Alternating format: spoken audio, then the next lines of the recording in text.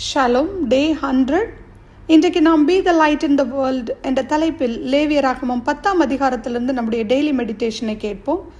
லேவியராகமம் 10வது அதிகாரம் 1-2 வசனம். பின்பு ஆரோனின் குமாரராகிய நாதாபும் அபியுவும் தன் தூப கலசத்தை எடுத்து அவைகளில் அக்கினியையும் அதன் மேல் தூப வர்க்கத்தையும் போட்டு கர்த்தர் தங்களுக்கு கட்டளையிடாத அந்நிய அக்கினியை அவருடைய சந்நிதியில் கொண்டு வந்தார்கள். அப்பொழுது அக்கினி கர்த்தருடைய சந்நிதியிலிருந்து புறப்பட்டு அவர்களை பட்சித்தது. அவர்கள் கர்த்தருடைய சந்நிதியில் செத்தார்கள்.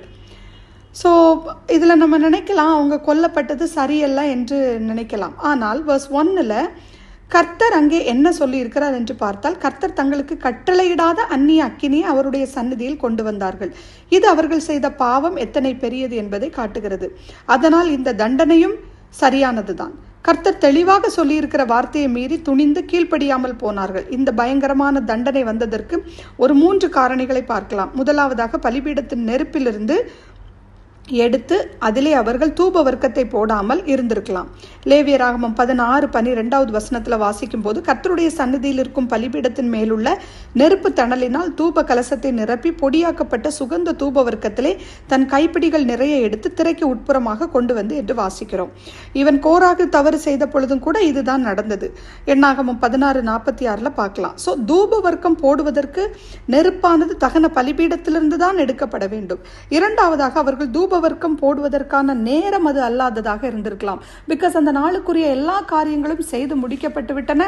இதை குறித்து ஆரோனிடத்தில் கேட்டு செய்திருக்கலாம். ஆனால் ஆரோன் செய்த காரியங்களை நாங்களும் செய்வோம் என்று துணிந்து செய்தார்கள். இன்றைக்கும் இந்த பிரச்சனை நமக்கிடையே அதிகமாக இருக்கிறது.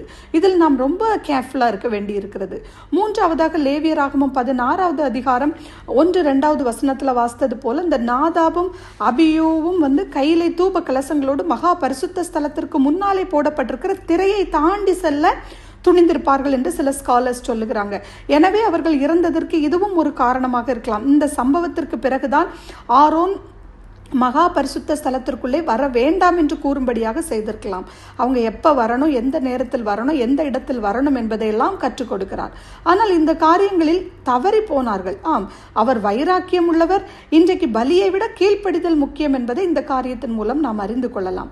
ஏனென்றால் ஆரோனின் குமாரர்கள் என்று தேவன் அவர்களை விட்டு வைக்கவில்லை. யார் செய்தாலும் தவறுதான், பாவம் தான், மீறுதல் தான். இந்த மரணமானது ஒரு அதிர்ச்சியை கொடுக்குது. இந்த நெருப்பு கர்த்தருடைய சன்னதியிலிருந்து வந்தது என்பதற்கு நோ டவுட் அட் ஆல். கிருபையின் காலத்திலும் தேவனுடைய நியாய தீர்ப்பு என்பது இல்லாமல் போகும் என்று நாம் நினைக்க கூடாது. 1 கொரிந்தியர் 11-30 வசனத்தில் வாசிக்கும் போது, இது நிமித்தம் உங்களில் அநேகர் பலவீனரும் வியாதி உள்ளவர்களுமாய் இருக்கிறார்கள், அநேகர் நித்திரையும் அடைந்திருக்கிறார்கள். அண்டர்லைன், வியாதி உள்ளவர்களுமாய் இருக்கிறார்கள், நித்திரையும் அடைந்திருக்கிறார்கள். அனனியா சப்பீராள் சம்பவத்தில் அது உடனே நடந்த ஒரு நியாய தீர்ப்பாக இருந்தது. இதனால நாம கிறிஸ்துவில் பெற்ற ரட்சிப்பை நம்ம இழந்து போக மாட்டோம். நாதாப், அபியூப், அனனியா, சப்பீராள் அவங்க ரட்சிப்பை அவங்க இழந்து போகவில்லை.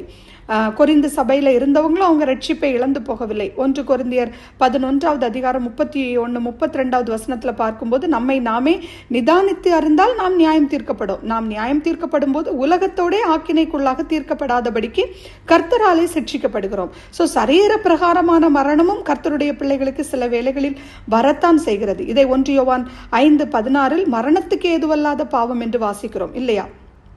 ஸோ அதுதான் சரீர பிரகாரமான மரணம்.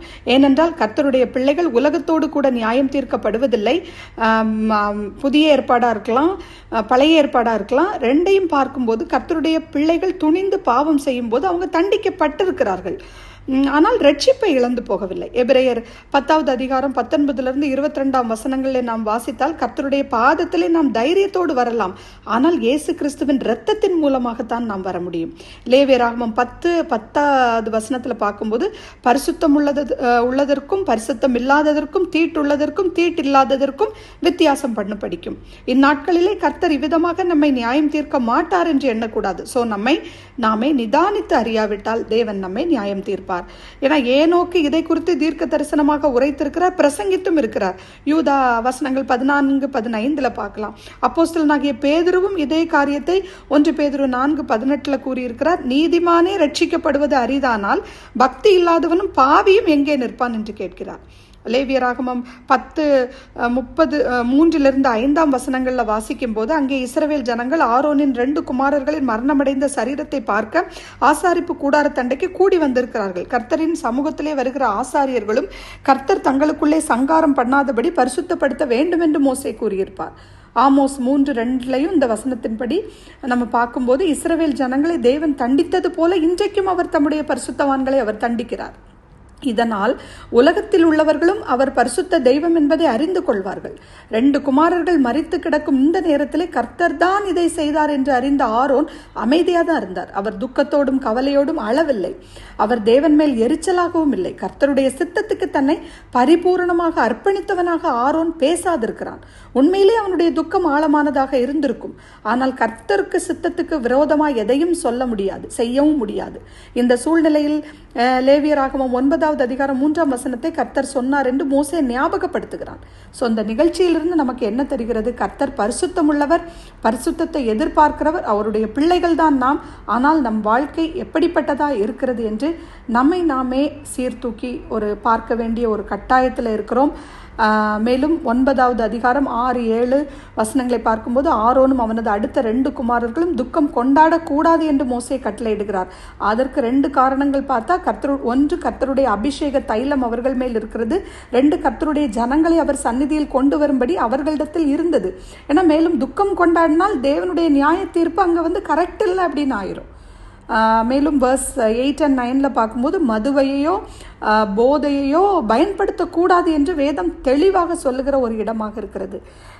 இன்னும் நிறைய பார்க்கலாம். நாம் இப்பொழுது ஜெபிப்போம். அப்போ அந்த காலை வேளையிலே உம்மை நோக்கி இந்த லேவியராகமம் 10 மெடிடேஷன் செய்யும்படி கொடுத்த கிருபைக்காக உமக்கு நன்றி அப்பா.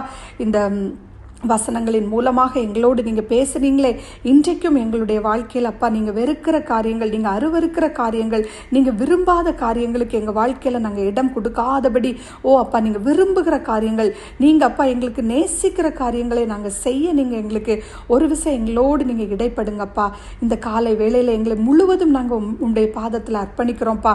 உமக்கு விருப்பமில்லாத இடங்களுக்கு கூட நாங்கள் செல்லாதபடி எங்கள் கண்கள், கைகள், கால்கள், இருதயங்கள், எங்களுடைய ஒவ்வொரு அவயவங்களும் உம்முடைய இரத்தத்தினால் அப்பா விருத்த சேதனம் பண்ணப்படட்டும் என்று துதிக்கிறோம் அப்பா. இயேசு கிறிஸ்துவின் இனிதான நாமத்தில் துதிக்கிறேன் எங்கள் ஜீவனுள்ள நல்ல பரமபிதாவே, ஆமேன்.